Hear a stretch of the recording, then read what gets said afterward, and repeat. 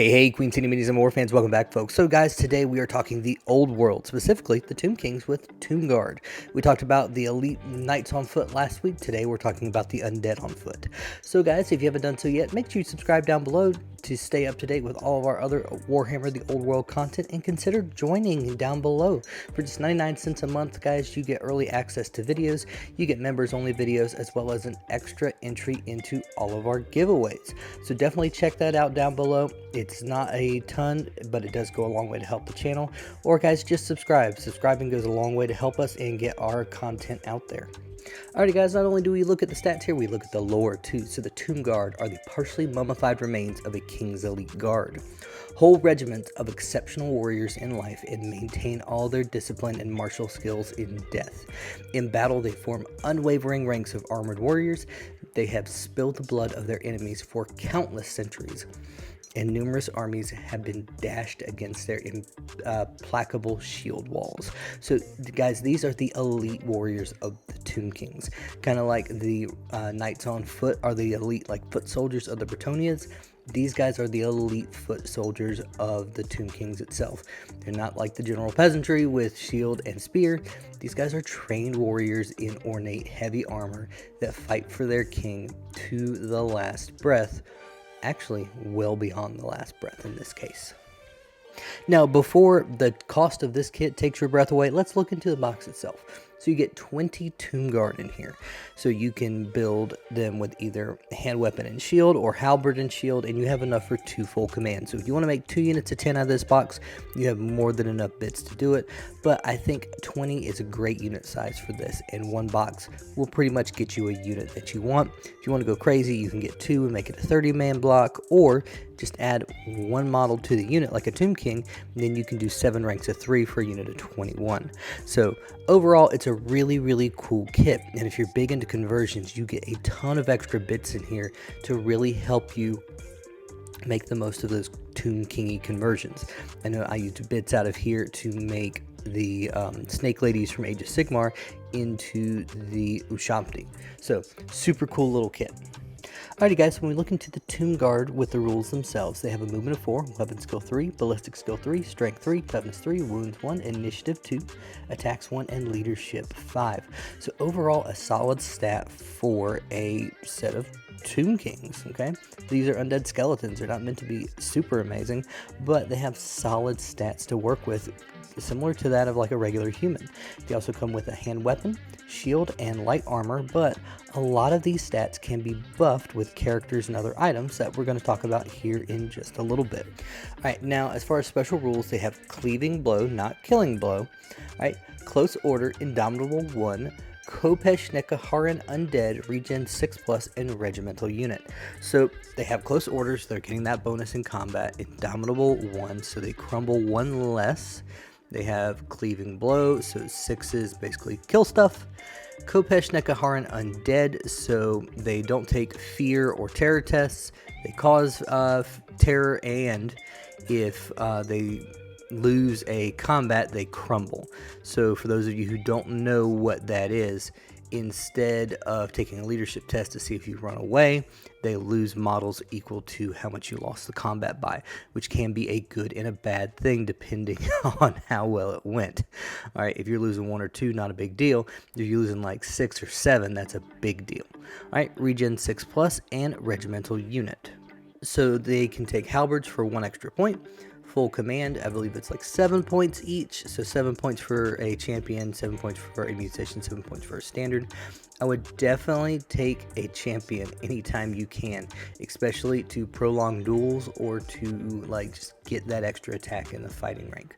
Okay, you can take a magical standard worth 50 points, which in this unit I really think you are going to take a magic standard, and items, magical items on the champion worth 25 points.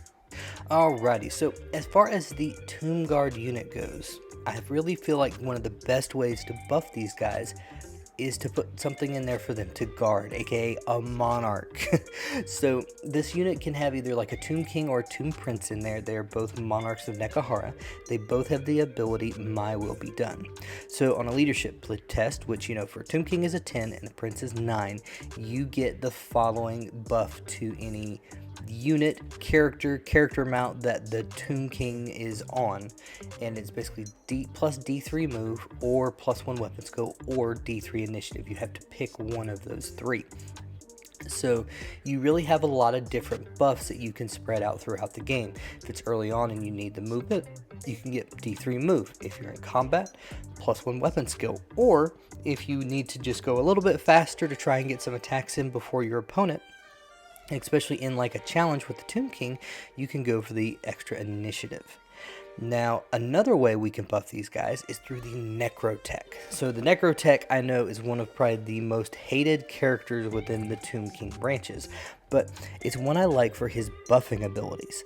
So for 55 points, guys, you get the Necrotech with an ability called Eternal Taskmaster. So you have to make a leadership test, but the only problem is for a Necrotech, he's leadership 7, so you're not going to get this off all the time.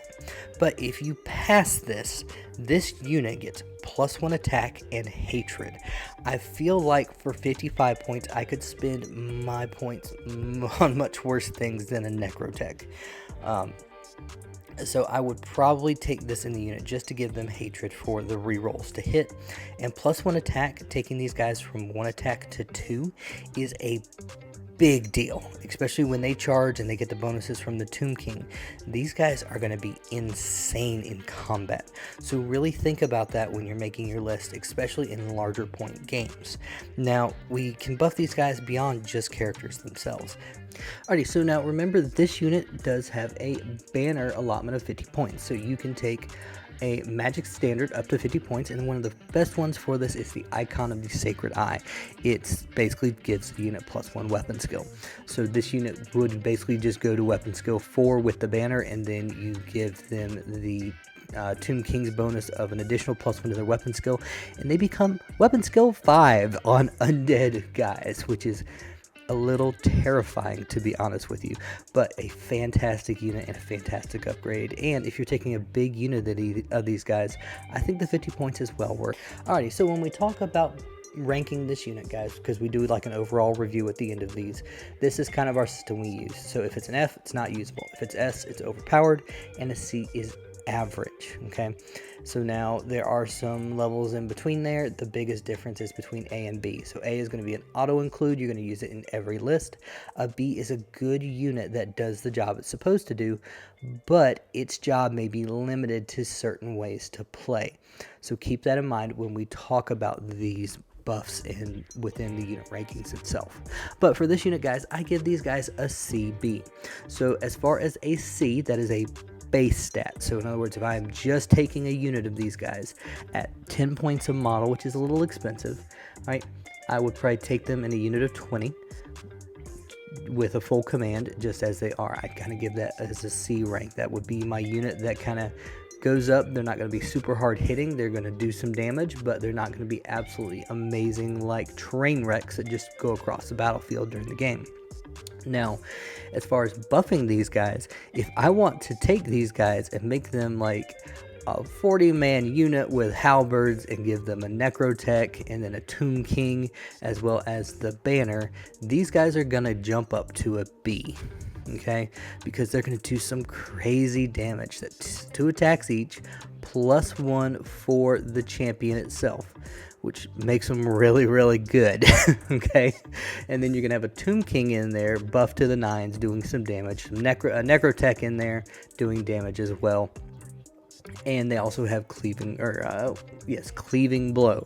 So on a 6, when you've rolled a hit, on the roll to wound, you just don't get any armor or regen saves, which is absolutely fantastic and a great way to get damage through with these guys.